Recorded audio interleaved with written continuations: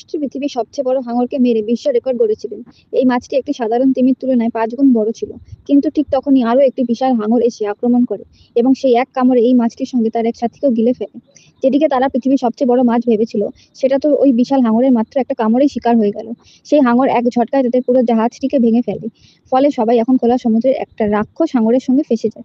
এখন সেই হাঙর একটা মেয়ের দিকে এগিয়ে আসছিল। এটা দেখে মেয়েটির বাবা জোরে চিৎকার করতে শুরু করেন, যাতে হাঙর তার দিকে আকৃষ্ট হয়। লোকটির আওয়াজ শুনে হাঙর তার উপর আক্রমণ করে এবং গিলে ফেলে। তবে এতে মেয়েটি বেঁচে যায়।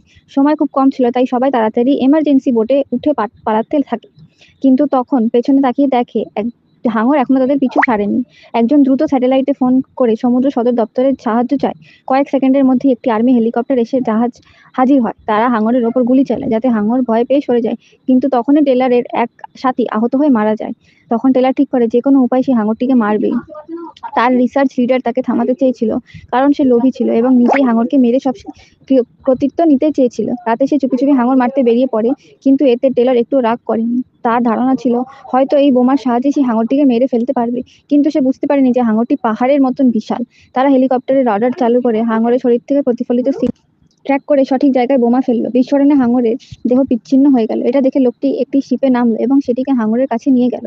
মৃতদেহ দেখে বোঝা গেল তারা ভুল করে একটি তিমিকে মেরে ফেলেছে। তার রক্তের গন্ধ পেয়ে আসল সেই ভয়ঙ্কর হাঙর সেখানে চলে আসে। এতে ক্যাপ্টেন ভয় পেয়ে জাহাজের গতি বাড়িয়ে দেয়। ফলে সেই লোভী লোকটি জাহাজ থেকে পড়ে যায়। জাহাজের অনেক দূর চলে যাওয়ায় লোকটি তিমির মৃতদেহের সাথে ঝুলে পড়ে। তখন হাঙর আবার আক্রমণ করে। প্রথম কামড়ে তিমির অর্ধেকটা কেটে ফেলে। ফলে লোকটি বেঁচে যায়, কিন্তু দ্বিতীয় আক্রমণে হাঙরের সাথে সাথে লোকটিকেও তিমি পুরো গিলে ফেলে। এখন হাঙরকে মারার পুরো দায়িত্ব এসে পড়ে টেলরের কাঁধে।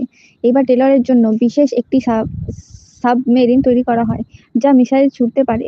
যখন রডার দিয়ে হাঙরের অবস্থান খুঁজে পাওয়া যায়, দেখা যায় সে একটি বড় বিচে পৌঁছে গেছে, যেখানে হাজার হাজার মানুষ স্নান করে। এতে মানুষের গন্ধ পেয়ে হাঙর জোরে আক্রমণ করে। মুহূর্তের মধ্যে শত শত মানুষ শিকার হয়ে যায়। তখন টেলর দূর থেকে তিমির ডাক প্লে করে, যা শুনে হাঙর সেই দিকে এগোতে থাকে, যেখানে টেলর আগের থেকে প্রস্তুত করে রেখেছিল। সবকিছু টেলরের চিন্তা মতন হয়নি। বুদ্ধিমান হাঙর ইচ্ছাকৃতভাবে জল ঘোলা করে দেয়, যাতে কিছু দেখা না যায়। তারপর পিছন দিক থেকে আক্রমণ করে টেলরের সাবমেরিনে ক্ষতিগ্রস্ত করে। এখন দুজন একে অপরের সামনে। টেলর মিসাইল ছোড়ার চেষ্টা করছে, কিন্তু হাঙর কামড়ে সাবমেরিন সমস্যা দেখা দেয়। এখন পালানো ছাড়া আর কোনো রাস্তা ছিল না। কিন্তু টেলর বুঝতে পারে এই বুদ্ধিমান হাঙর তাকে পালাতে দেবে না, তাই সে লড়াই করার সিদ্ধান্ত নেয়। হাঙর যখন আক্রমণ করে, তখন টেলর নিচু হয়ে একটা ধারালো বস্তু দিয়ে তার ত্বক কেটে ফেলে। ফলে হাঙরের শরীর থেকে প্রচুর রক্ত বের হতে থাকে। কিন্তু ততক্ষণে টেলর সাবমেরিনের নিয়ন্ত্রণের বাইরে চলে গেছে।